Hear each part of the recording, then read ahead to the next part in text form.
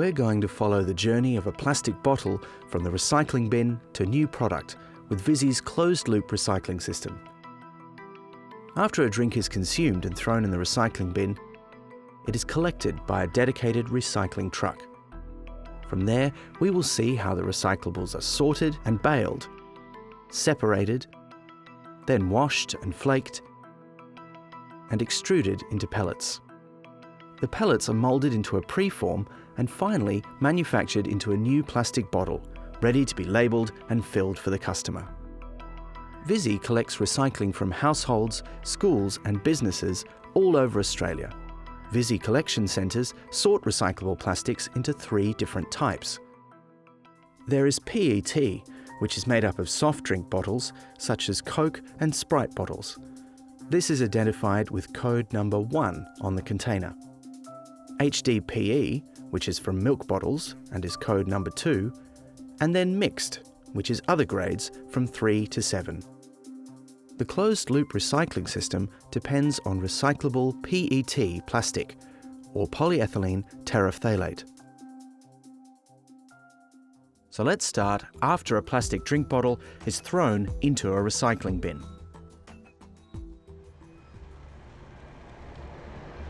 The recyclables are now arriving at the material recovery facility. Firstly, the trucks are weighed on the weighbridge, which enables Visy to keep track of how many tonnes of recyclables are being collected from households, schools and businesses each day.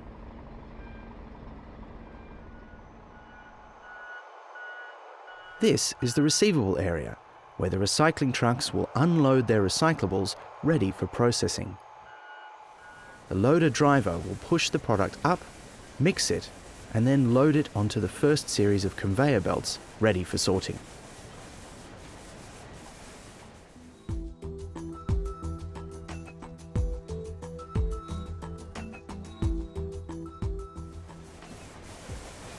This is the plastic auto sort. It automatically picks out plastic by using photo light technology. There are cameras above that reflect light off the bottles, and using infrared spectroscopic systems and sophisticated cameras for colour detection, the auto sort machine can separate the plastic bottles by the polymer type and their different colours. Compressed air pushes the materials into 3 different compartments. PET and HDPE, high density polyethylene, another type of plastic that can be recycled, go into one. Mixed plastics through another, and then paper and other products will fall straight down the chute. This is the final stage of the sorting process. This is where the final plastic is processed and compacted. Once they're into a bale, they are moved into the stacks, ready for transportation to the plastic reprocessing facility.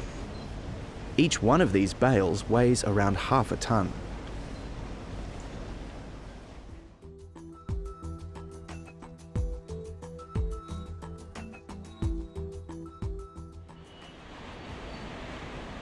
This bale will travel along the conveyor to the debaler, which separates or singulates the bottles, allowing them to be efficiently sorted later on in the process.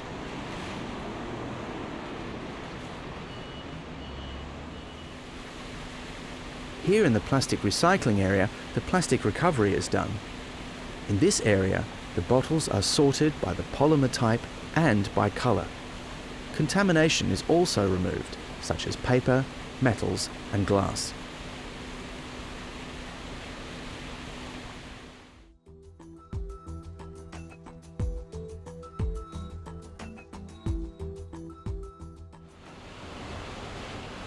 The bottles are also rinsed to remove any surface contamination before travelling up to the grinding area.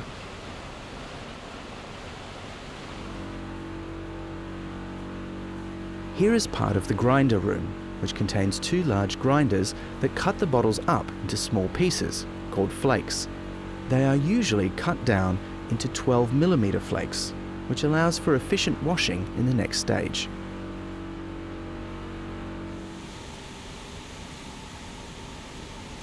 Here in the wash line area, the flakes are washed with detergent at a temperature of 90 degrees. This removes residual labels and glues. These contaminants are filtered out of the water so that it can be recycled to wash the next batch of plastic flakes. At the sink float tank, moving pedals make the plastic labels and caps float, while the PET flakes sink down into the water. The plastic labels and caps are then separated from the water at the wash tank via a vibrating screen.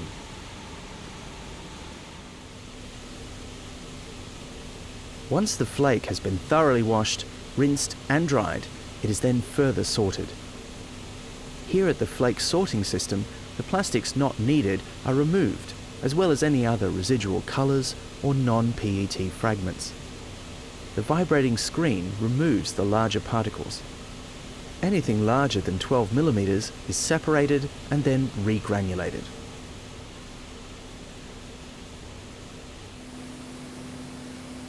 The flakes are now held for a period of time at the PET dryers. This allows the lab technicians to test the product and ensure that it passes all quality requirements. They check for things like residual glue on the flake, residual colours, barrier materials, and cross-contamination from PVC packaging.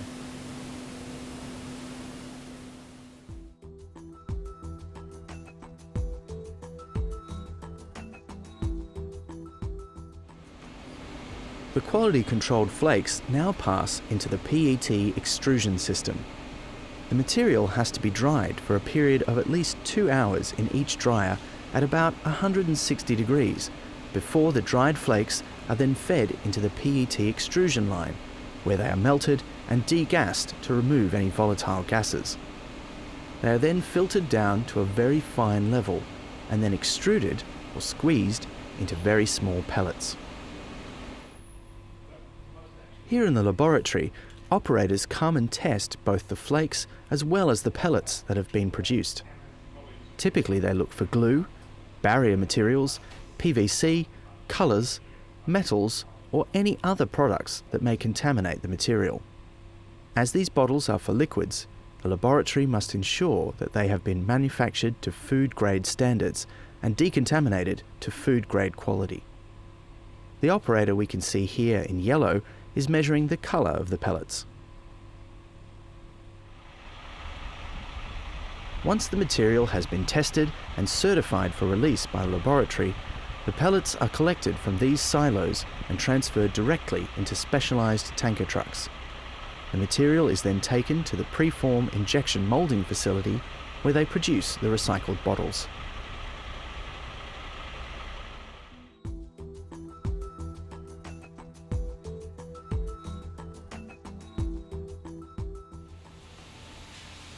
The recycled PET pellets, also called rPET, have arrived at the injection moulding plant. The rPET is stored in these large white bags.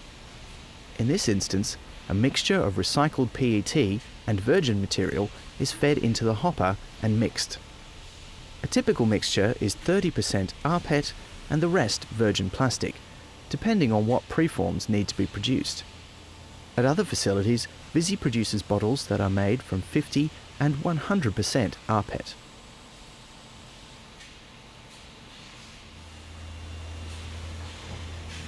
The injection moulding machine has 96 cavities, so it can make 96 preforms each cycle. When the mould is closed, around 33 grams of melted plastic is injected into each cavity. As the plastic comes in, all the air is driven out. The mould then opens up as the robot uses vacuum to remove the preforms. The robot retracts, the mould closes up, and the machine is ready for the next cycle.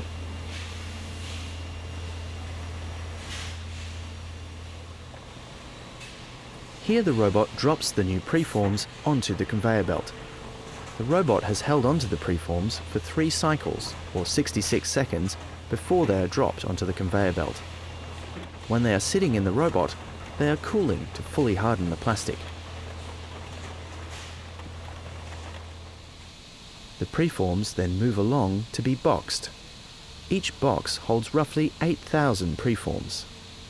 These are then taken away by a forklift and stored in the warehouse, waiting for the next stage, blow moulding.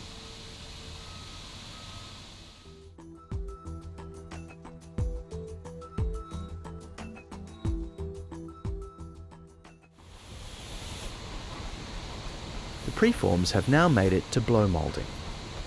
They are fed into the oven to be heated, then picked up and loaded onto the mold. Here they are stretched and blown into the shape of a bottle on the blow wheel. The tray at the bottom is for preforms that have been rejected. A camera system inspects the preforms throughout and ejects those that get a blowout during the process. The newly blown bottles are now loaded onto a pallet. They are stacked in layers with a protective layer in between. Some pallets then get strapped or stretch wrapped to prevent the bottles from toppling over. Then they are taken off to the warehouse to await delivery to the customer.